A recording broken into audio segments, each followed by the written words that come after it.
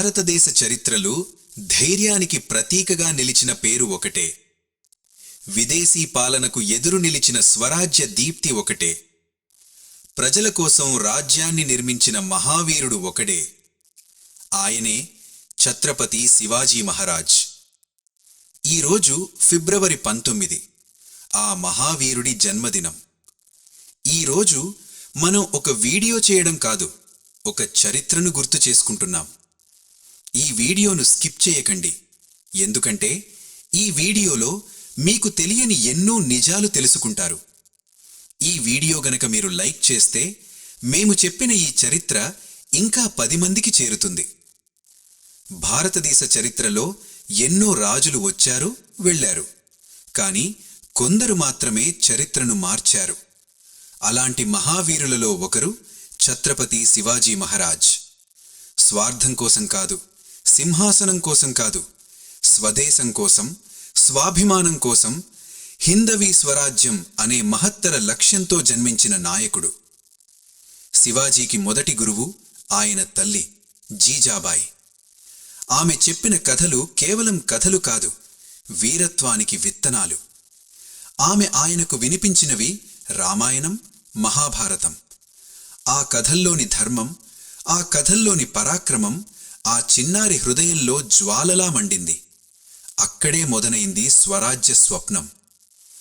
శివాజీకి పెద్ద సైన్యం లేదు, కాని తెలివుంది, ధైర్యముంది, దేశభక్తి ఉంది.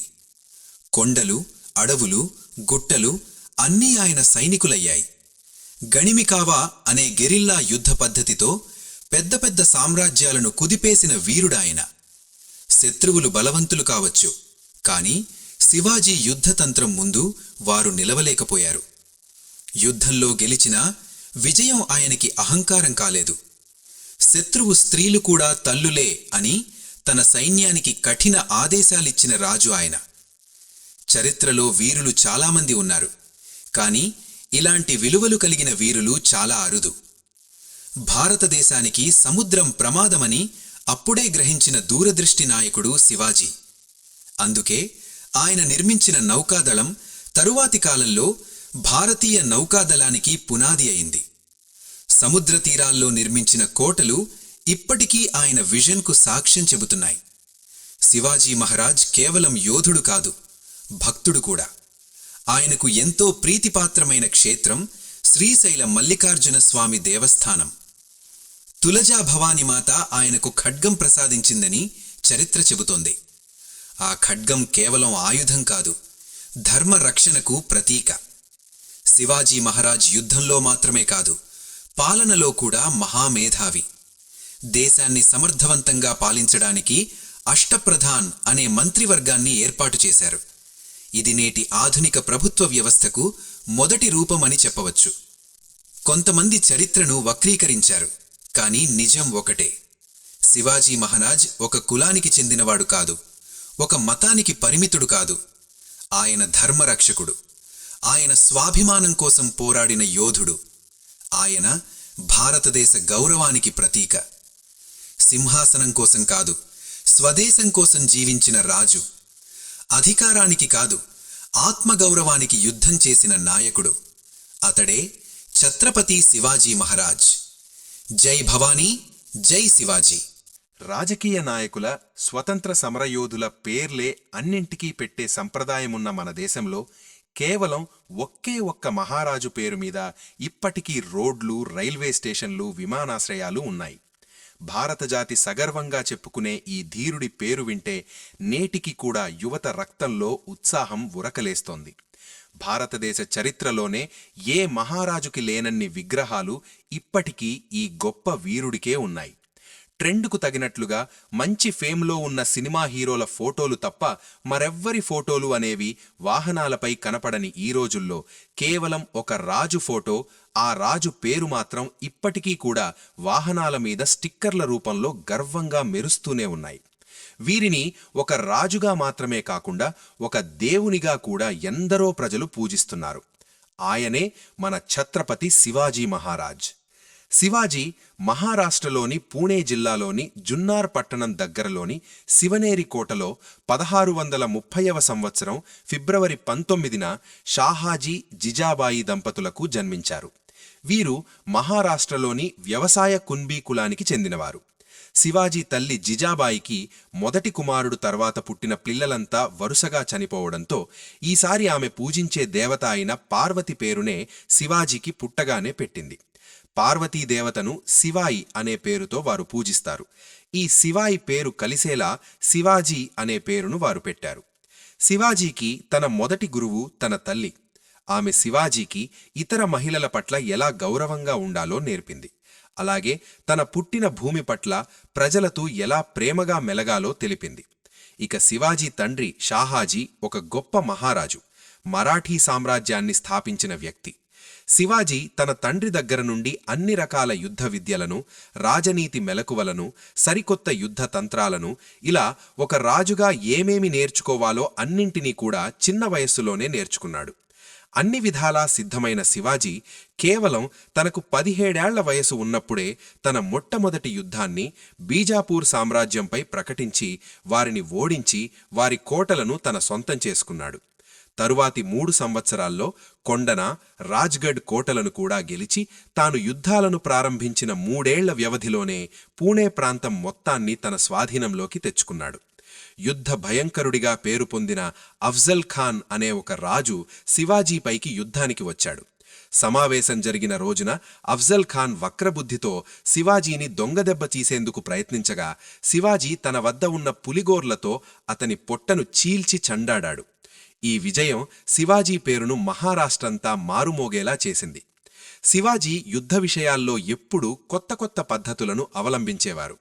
దీనినే గెరిల్లా యుద్ధం అని పిలిచేవారు. తన తండ్రి పరిపాలనలో కేవలం 2000 మంది సైన్యం మాత్రమే ఉండగా దానిని 1,00,000 మందికి శివాజీ పెంచాడు. సూరత్ నగరం ప్రధాన వ్యాపార కేంద్రంగా ఉండటంతో శివాజీ సూరత్ పైన దాడి చేసి మొఘలుల ధనాన్ని, ఆయుధాల్ని దోచుకున్నాడు. ఈ దోచుకున్న మొఘలుల సంపదతో కొన్ని 1000 మందిని కొని తన సైన్యంలో చేర్చుకున్నాడు. ఇక ఆ తర్వాత తనను దెబ్బకొట్టిన మొఘలుల, బీజాపూర్ సుల్తాన్ల కోటల్ని ఒక్కొక్కటిగా గెలిచి తన సొంతం చేసుకోవడం మొదలుపెట్టాడు. ఇది చూసిన ఔరంగజేబు ఎంతో ఆగ్రహానికి గురై తన దగ్గర పనిచేస్తున్న రాజపుత్రుడైన రాజా జైసింగ్ను శివాజీపైకి యుద్ధానికి పంపాడు. రాజా జైసింగ్తో యుద్ధంలో ఓటమిని గ్రహించిన శివాజీ అతనితో సంధికి దిగాడు. దాంతో 1665 నుంచి శివాజీ ఔరంగజేబు ఆధ్వర్యంలో మొఘలుల తరపున సర్దారుగా ఉండేందుకు ఒప్పందం చేసుకుంటాడు. ఇలా శివాజీ చేయడానికి గల కారణం తన మరొక శత్రువైన బీజాపూర్ సుల్తాన్ను ఓడించేందుకు ఈ ఔరంగజేబు సైన్యాన్ని కూడా వాడుకోవాలని భావించి ఇలా మొఘలుల తరపున పనిచేసేందుకు ఒప్పుకుంటాడు. ఇక తరువాతి సంవత్సరం అనగా 1666లో ఔరంగజేబు తన 50వ పుట్టినరోజు సందర్భంగా శివాజీని, అతని 6 ఏళ్ల కొడుకుని విందుకు ఆహ్వానించాడు. వారి ఆహ్వానం మేరకు శివాజీ వెళ్లగా సభలో శివాజీని సైన్యాధికారుల వెనుక వరుసలో నిలబెట్టి అవమానపరిచాడు. ఈ అవమానాన్ని సహించలేని శివాజీ ఇక అక్కడి నుంచి తిరిగి వెళ్లిపోయేందుకు బయటకు రాగా వెంటనే ఔరంగజేబు బంట్లు అతన్ని, అతని కొడుకుని బంధించి ఒక గృహానికి తీసుకెళ్తారు. నిజానికి ఔరంగజేబు శివాజీని చంపేందుకే పిలిచాడు. కాని శివాజీని చంపితే ఒక్కసారిగా మరాఠీ ప్రజలంతా తిరగబడతారని, చెలరేగుతారని అర్థమై శివాజీని బంధించాడు.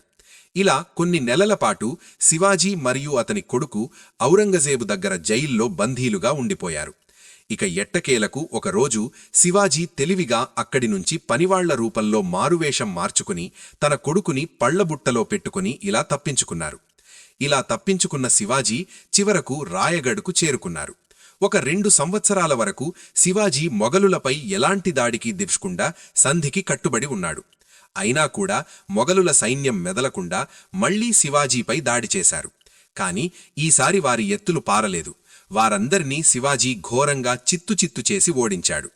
మరోవైపు ఔరంగజేబు శివాజీ బలహీనుడైపోయాడులే, తన వల్ల ఎలాంటి ప్రమాదం ఇక రాదులే అని శివాజీని తక్కువ అంచనా వేశాడు.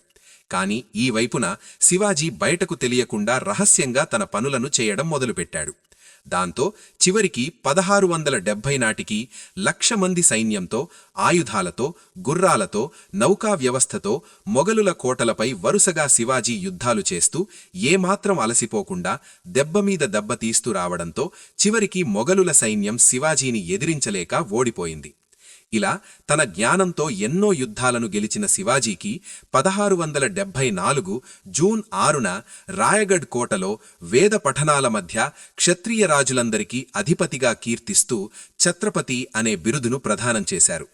27 పాటు యుద్ధాల్లో గడిపి హిందూ రాజులకు ఆదర్శంగా నిలిచి సువిశాల మరాఠా సామ్రాజ్యాన్ని నెలకొల్పిన ఛత్రపతి శివాజీ 3 వారాల పాటు తీవ్ర జ్వరంతో బాధపడి 1680 ఏప్రిల్ 3న మధ్యాహ్నం 12 గంటలకు రాయగఢ్ కోటలో మరణించారు. ఇక ఆ తర్వాత నుంచి శివాజీ పెద్ద కొడుకు అయిన సంభాజీ రాజ్యాన్ని చేపట్టి పరిపాలన కొనసాగించారు.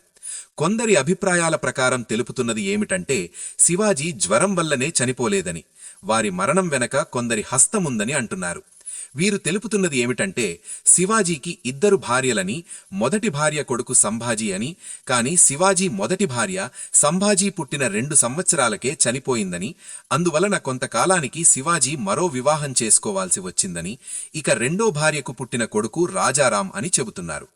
సంభాజీ చిన్నప్పటి నుంచి తన తండ్రి శివాజీని స్ఫూర్తిగా తీసుకొని అన్నింటినీ నేర్చుకోవడంతో సైన్యంలో, రాజ్యంలో సంభాజీకి మంచు పేరు ఉండేది.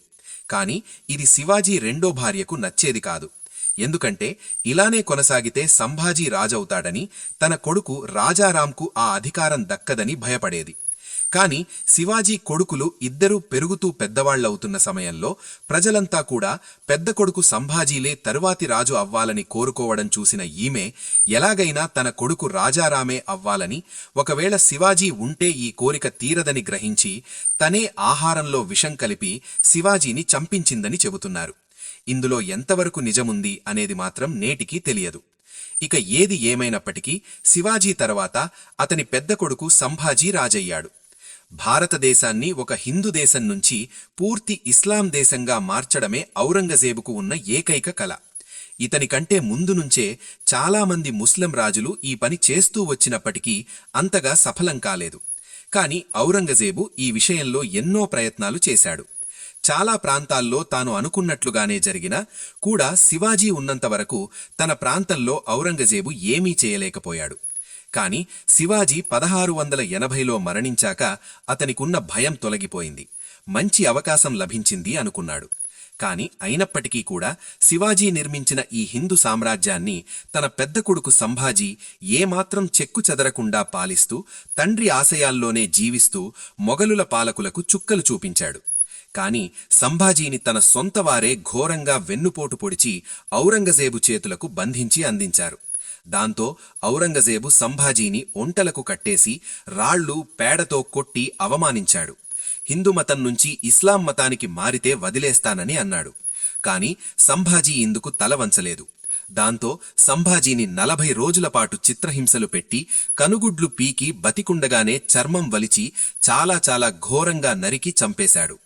అంతేకాదు చరిత్రలో నేడు సంభాజీ యొక్క వీరత్వాన్ని తెలియకుండా దాచేశారు. కాని సంభాజీ తండ్రికి తగ్గ గొప్ప యోధుడు. తండ్రికి ఛత్రపతి బిరుదు ఉన్నట్లే సంభాజీకి ధర్మవీర్ అనే బిరుదు ఉంది.